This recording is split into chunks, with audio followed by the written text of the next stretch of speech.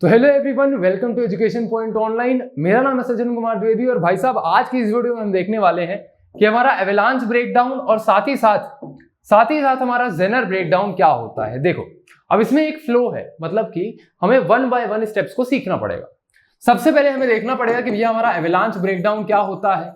अगर मैं इसके बारे में थोड़ा सा आपको एक शॉर्ट सा डिस्क्रिप्शन दूं तो जो हमारे नॉर्मल पीएन जंक्शन डायोड्स होते हैं, ये एवलांच ब्रेकडाउन उन नॉर्मल पीएन जंक्शन डायोड्स में होता है। लेकिन अगर वहीं जेनर ब्रेकडाउन की बात करूं तो जो जेनर ब्रेकडाउन है वो स्पेसिफिक टाइप ऑफ डायोड में होता है, जो कि होता है जेनर डायोड। तो जो हमारा एवलांच ब्रेकडाउन है वो नॉर्मल डायोड्स में होता है और जो हमारा जेनर ब्रेकडाउन है वो हमारे जेनर डायोड्स में होता है। अब ये जो जेनर वाली कंडीशन है, इसको समझने के लिए सबसे पहले हमें समझना पड़ेगा कि भैया नॉर्मल डायोड में ब्रेकडाउन वाली कंडीशन कैसे अचीव होती है, और उसी ब्रेकडाउन को हम एवलांच ब्रेकडाउन कहते हैं। इन टोटल हमें पहले ये समझना होगा कि भैया एवलांच ब्रेकडाउन वाली कंडीशन किस तरीके से अराइज करती है। सबसे पहले हम चलिए एवलांच ब्रेकडाउन समझते हैं। अगर मैं बात करूं एवलांच ब्रेकडाउन की, तो ये है हमारा एक नॉर्मल सा पीएन जंक्शन डायोड। अब इस पीएन जंक्शन डायोड को अगर हम गौर से देखें तो भैया ये हमारा रिवर्स बायस कंडीशन में है। जब हमारा कोई भी PN junction diode reverse bias condition में होता है तो बैटरी का जो पॉजिटिव टर्मिनल है वो हमारे एन टाइप के साथ कनेक्टेड होता है भैया माइनस प्लस और प्लस माइनस। भैया माइनस प्लस और प्लस माइनस। जो पॉजिटिव टर्मिनल है वो नेगेटिव एन टाइप के साथ कनेक्टेड होगा, जो नेगेटिव टर्मिनल है वो पॉजिटिव पी टाइप के साथ कनेक्टेड होगा। इससे हमें पता चलता है कि ये जो नॉर्मल कंडीशन हमने रखी जहां पे एवलांच ब्रेकडाउन होने जा रहा है, ये रिवर्स बायस कंडीशन में होना चाहिए। सबसे पहली कंडीशन क्या होती है कि भैया ये PN junction diode reverse bias condition में होना चाहिए। अब हम डायरेक्टली जंप करते हैं, देखते हैं कि ये एवलांच ब्रेकडाउन होता कैसे। सपोज ये एक्सटर्नल बैटरी हमने लगाई, इस एक्सटर्नल बैटरी का शुरुआती वोल्ट हमने रखा 1 वोल्ट। इस कंडीशन में कहीं पे भी कोई भी ब्रेकडाउन वाली कंडीशन नहीं आ रही होगी। लेकिन जैसे जैसे हम इस वोल्टेज को बढ़ाएंगे और सपोज एक कोई मार्क ले लेते हैं, सपोज 9 वोल्ट का या 8 वोल्ट का चलो मार्क ले लेते हैं। जैसे ही हमने इस वोल्टेज को बढ़ाया, एक्सटर्नल जो बैटरी है उसके पोटेंशियल डिफरेंस को हमने बढ़ाया और बढ़ाते बढ़ाते हम 8 वोल्ट तक पहुंच गए। अब 8 वोल्ट के मार्क को छूते ही यहां पे एक हो रहा है जादू। क्या जादू हो रहा है? हमें पता है कि इलेक्ट्रिसिटी से जो करंट फ्लो होता है, जो इलेक्ट्रिसिटी फ्लो हो रही है, सपोज एक्सटर्नल बैटरी से, मैंने इलेक्ट्रिसिटी से करंट फ्लो होता है, नहीं, इलेक्ट्रिसिटी कोई करंट फ्लो नहीं होता। एक्सटर्नल बैटरी से जो करंट फ्लो होता है वो from the positive terminal to the negative terminal flow होता है। और जो हमारा फ्लो ऑफ इलेक्ट्रॉन्स है, वो opposite to the direction of current होता है। कहने का मतलब क्या है कि हमारा करंट इस डायरेक्शन में फ्लो कर रहा है और जो हमारा नेगेटिव चार्ज है, इलेक्ट्रॉन्स इस डायरेक्शन में फ्लो कर रहा है। क्या हम ये कह सकते हैं कि ये इलेक्ट्रॉन आके यहां पर रिसाइड कर रहा है और हमें इस जगह पर नेगेटिव चार्ज ला कर दे रहा है? क्या इस पॉइंट ऑफ पीएन जंक्शन के इस छोर पर क्या हमें नेगेटिव चार्ज देखने के लिए मिल रहा है? और अगर इधर साइड नेगेटिव चार्ज है तो क्या हमें यहां पर पॉजिटिव चार्ज देखने के लिए मिलेगा? क्या हमें यहां पर पॉजिटिव चार्ज देखने के लिए मिलेगा? हाँ जी भैया, मिलेगा। अब हमें क्या पता है कि अगर मैं गौर डालूं थोड़ा सा इस P type of the junction पे, पीएन डायोड के पी टाइप पे अगर मैं गौर डालूं तो यहां मेजॉरिटी चार्ज कैरियर्स कौन से होते हैं? भैया मेजॉरिटी चार्ज कैरियर्स वो हैं जिनकी मदद से हमारा पी टाइप बन पा रहा है। और यहां इस जगह पर मेजॉरिटी चार्ज कैरियर्स होते हैं हमारे होल्स। अगर आपको ये चीजें नहीं समझ में आ रही है तो ये दिखाता है कि आपको इस प्लेलिस्ट के प्रीवियस लेक्चर्स को गौर से देखना है। अगर आप डायरेक्टली इस वीडियो में जंप कर रहे हैं तो मैं आपसे दरख्वास्त करता हूं कि आप पिछले वीडियोस जाके देख लीजिए, आपको बेटर अंडरस्टैंडिंग मिल जाएगी। अगर मैं उन चीजों को दोबारा एक्सप्लेन करूंगा तो ये वीडियो खामखा लंबी होने वाली। चलिए, अब अभी तक मैं कहां पे था कि इस P type of the junction में जो मेजॉरिटी चार्ज कैरियर्स हैं वो कौन से हैं भैया? होल्स। क्या है? मेजॉरिटी चार्ज कैरियर्स हमारे हैं होल्स। कहने का मतलब क्या है कि यहां पे पॉजिटिव चार्ज ज्यादा है, होल्स हमारा डिपिक्ट करता है पॉजिटिव चार्ज को, इस जगह पर पॉजिटिव चार्ज ज्यादा है। ठीक उसी के अपोजिट एन टाइप में हमारा यहां नेगेटिव चार्ज ज्यादा है। क्या है, नेगेटिव चार्ज ज्यादा है। उसी के अपोजिट अगर मैं होल में बात करूं, अगर मैं पी टाइप में बात करूं, तो यहां मेजॉरिटी, मेरे शब्दों पे ध्यान दो, जो यहाँ पे मेजॉरिटी चार्ज कैरियर्स हैं वो हैं होल्स, लेकिन वहां पे माइनॉरिटी चार्ज कैरियर कौन से हैं भैया, माइनॉरिटी चार्ज कैरियर्स हैं हमारे इलेक्ट्रॉन्स। क्या हैं, माइनॉरिटी चार्ज कैरियर्स हैं हमारे इलेक्ट्रॉन्स। उसी के अपोजिट इस केस में माइनॉरिटी चार्ज कैरियर्स कौन से हैं, कमेंट्स में बताओ। इस केस में एन टाइप में माइनॉरिटी चार्ज कैरियर्स हैं हमारे होल्स। क्या है भैया, हमारे होल्स। पी टाइप में माइनॉरिटी चार्ज कैरियर्स होते हैं इलेक्ट्रॉन्स, एन टाइप में माइनॉरिटी चार्ज कैरियर्स होते हैं हमारे होल्स। पी टाइप में मेजॉरिटी चार्ज कैरियर्स होते हैं हमारे होल्स, और एन टाइप में मेजॉरिटी चार्ज कैरियर्स होते हैं हमारे इलेक्ट्रॉन्स। पी टाइप में ज्यादा मात्रा में होल्स हैं और कम मात्रा में इलेक्ट्रॉन्स हैं, एन टाइप में ज्यादा मात्रा में इलेक्ट्रॉन्स हैं, कम मात्रा में क्या है, होल्स। कॉपी में इस चीज को लिख लो। क्या लिखोगे, पी टाइप में मेजॉरिटी माइनॉरिटी, मेजॉरिटी में क्या है, मेजॉरिटी में है भैया होल्स, माइनॉरिटी भी क्या है, इलेक्ट्रॉन्स। वहीं ऐसा ही सेक्शन एक एन टाइप का बना लो। एन टाइप में मेजॉरिटी क्या है, इलेक्ट्रॉन है, माइनॉरिटी चार्ज कैरियर्स क्या है भैया, होल्स हैं। ये चीज लिख ली।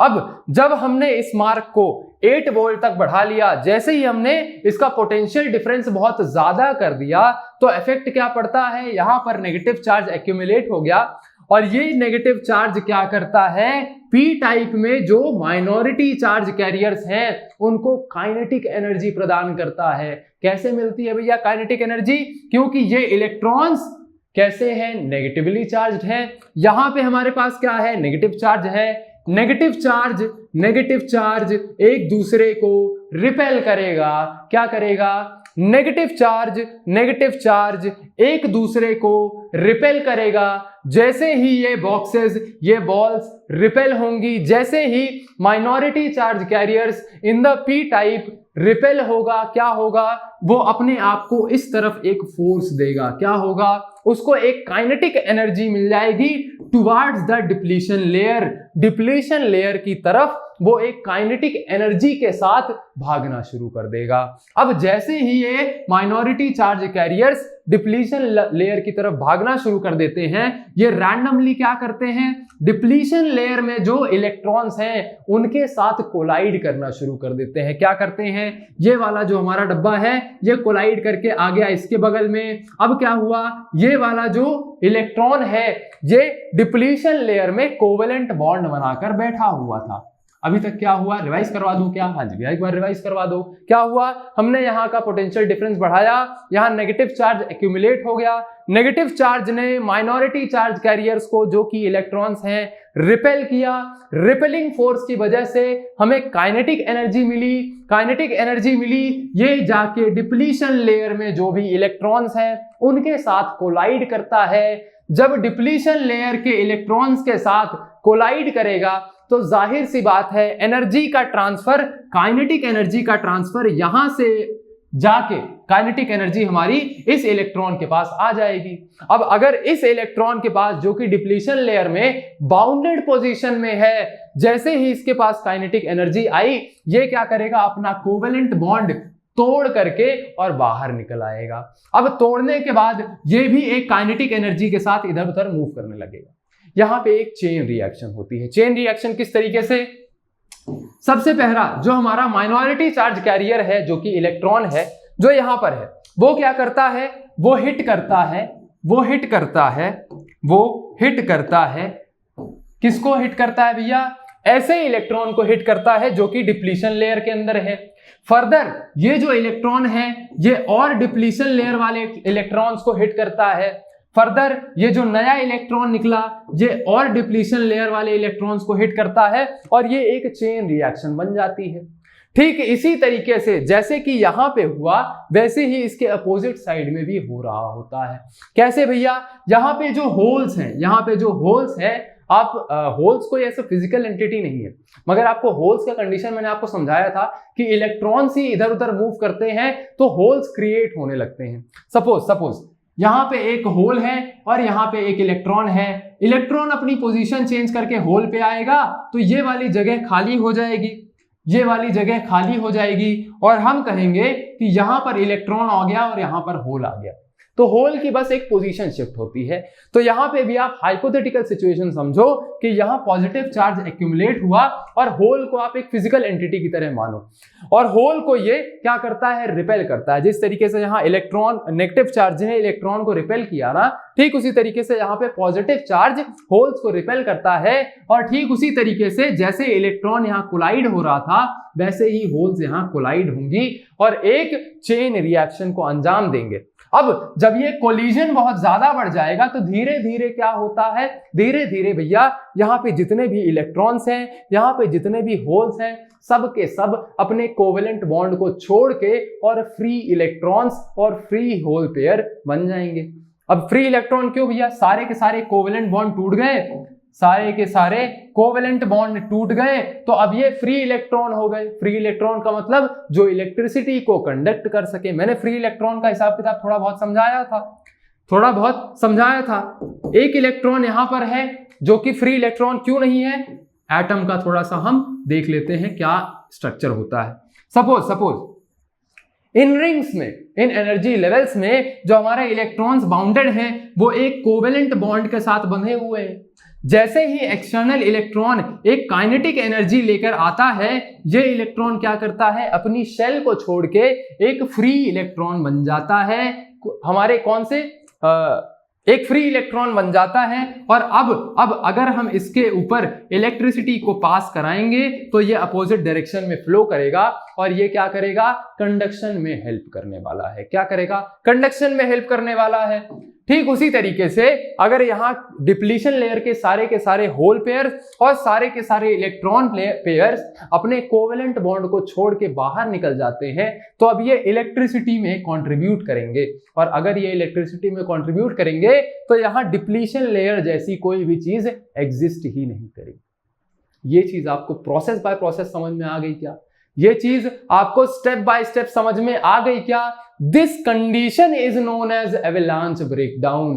This condition is known as avalanche breakdown. क्या कहते हैं इस कंडीशन को? इसे हम कहते हैं भैया avalanche breakdown. क्या क्या चीजें हुई दोबारा समझो एक बार। चलो डायग्राम समझा देता हूं, उसके बाद फ्लो चार्ट बना के समझा दूंगा। हमने क्या किया, इसको जो हमारा एक्सटर्नल बैटरी सोर्स है इसका पोटेंशियल डिफरेंस इतना ज्यादा बढ़ा दिया कि यहां पे एक नेगेटिव चार्ज एक्यूमुलेट होने लगा, जिसने क्या किया, माइनॉरिटी चार्ज कैरियर्स को एक काइनेटिक एनर्जी प्रोवाइड करी। काइनेटिक एनर्जी प्रोवाइड होने के बाद ये इलेक्ट्रॉन पेयर्स क्या करते हैं, डिप्लीशन लेयर में रखे हुए इलेक्ट्रॉन पेयर्स को कोलाइड करते हैं और कोलिजन के बाद ये इलेक्ट्रॉन पेयर्स अपना कोवेलेंट बॉन्ड छोड़ के और बाहर निकल आते हैं। जैसे ही ये बाहर आए, बाहर आके ये अदर इलेक्ट्रॉन पेयर्स के साथ कोलाइड करते हैं और कोलिजन इतना ज्यादा बढ़ जाता है, चेन रिएक्शन इतनी ज्यादा लंबी हो जाती है कि ये पूरी की पूरी डिप्लीशन लेयर ही टूट जाती है। टूटने का मतलब ब्रेक डाउन कर जाती है और इसी पूरी कंडीशन को हम कहते हैं भैया एवेलांच ब्रेकडाउन। क्या कहते हैं भैया, एवेलांच ब्रेकडाउन। और ये पूरी कंडीशन होती है एक reverse bias PN junction diode के अंदर, जो कि हमारा एक नॉर्मल डायोड कहा जाता है। चलिए इतनी चीज हमें समझ में आ गई क्या? ये डायग्राम बनाने का मन कर रहा है क्या? थोड़ा सा गंदा गंदा सा हो गया है, चलो मैं इरेज कर देता हूं, लेकिन अपने हिसाब से आपको इस चीज को पूरा बनाना जरूर है, ठीक है? अपनी सहूलियत के हिसाब से। ये सब मिटाने का मन इसलिए नहीं कर रहा है, आप थोड़ा सा इस तरह बना लोगे ना कि हाँ ये भैया काइनेटिक एनर्जी इसको मिल गई थी, जाके ये इसके साथ कोलाइड करने लगा था, यहाँ पे ऐसा बना लेना, इसके साथ कोलाइड करता है और फिर इसके बाद ये चेन लेयर बनती है, चेन रिएक्शन बन जाती है और यहाँ पे एक कोवेलेंट बॉन्ड का ब्रेक देखा जाता है। ये सारी चीजें आप लिख लोगे ना, बहुत अच्छे तरीके से समझ में आ जाएगा। नोट्स इस तरीके से बनाना कि जब आप एग्जाम के टाइम पे इसको पढ़ो ना तो आपके दिमाग में वीडियो चलने लगे, ऐसा समझ में आए कि हाँ भैया ने ये चीजें बताई थी। अब जो चीजें हमने वहां देखी उन सब को हम क्या करते हैं, यहाँ पे एक फ्लो चार्ट के हिसाब से देख लेते हैं। सबसे पहले हमने क्या किया, एक सेकेंड, सबसे पहले हमने क्या किया, पोटेंशियल डिफरेंस को इतना बढ़ाया कि वो 8 वोल्ट रीच कर गया। 8 वोल्ट रीच करने के बाद नेगेटिव और इलेक्ट्रॉन के बीच में एक रिपेलिंग फोर्स लगा। क्या भैया, रिपेलिंग फोर्स लगा। फर्दर ये जो इलेक्ट्रॉन्स है, इलेक्ट्रॉन्स के पास काइनेटिक एनर्जी आ गई, इलेक्ट्रॉन्स के पास काइनेटिक एनर्जी आ गई। ये क्या करते हैं, जाके कोलिजन करते हैं collision with electron in depletion region, depletion लिख देता हूं इसको, आप डिप्लीशन रीजन लिख देना। जब ये कोलिशन होता है, इनिशिएट करता है एक चेन रिएक्शन को, इनिशिएट्स चेन रिएक्शन, एक चेन रिएक्शन को इनिशिएट करता है। मेरी राइटिंग थोड़ी सी गंदी है लेकिन आप लिख लेना इसको, मैं इसलिए डिक्टेट करता जा रहा हूं ताकि कोई दिक्कत ना हो, ठीक है। इनिशिएट करता है चेन रिएक्शन को और डिप्लीशन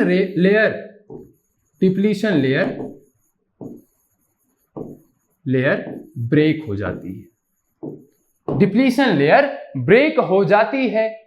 इसी चीज को, इसी पूरी प्रोसेस को हम क्या कहते हैं भैया, एवेलांच ब्रेकडाउन। इसी पूरी प्रोसेस को हम क्या कहते हैं भैया, एवेलांच ब्रेकडाउन। इसकी डेफिनेशन यहां लिखी हुई है, avalanche breakdown is a phenomenon that occurs in a reverse biased P N junction diode. इसको हमें भूलना नहीं है, रिवर्स बायस कंडीशन में होता है when the reverse voltage applied across the junction exceed a certain limit, exceed a certain limit. इस condition में वो सर्टेन लिमिट कितनी थी भैया, 8 वोल्ट थी। हमने एक हाइपोथेटिकल वोल्टेज ले लिया कि सपोज 8 वोल्ट हमारा वो एक सर्टेन लिमिट है।